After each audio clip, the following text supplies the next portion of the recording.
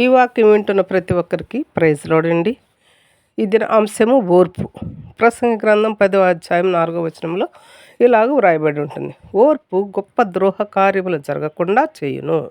నీ పొరుగువారు నిన్ను దూషించినప్పుడు, ద్వేషించినప్పుడు నీవు ఓర్పు కలిగి యేసయ్య ప్రేమను చూపించినప్పుడు నీకు కీడు చెయ్యాలని అతని మనస్సు మారి నేను ప్రేమిస్తాడు. నీలో కనిపించిన యేసయ్య ప్రేమకు ఆకర్షింపబడతాడు. మనలో యేసయ్యను చూడగలిగేలా మనం ప్రవర్తించాలి. అప్పుడు నీ కీడు చేయాలనే ఆలోచన కూడా రాదు. ఓర్పు పరీక్ష నిరీక్షణను కలుగ చేస్తుంది.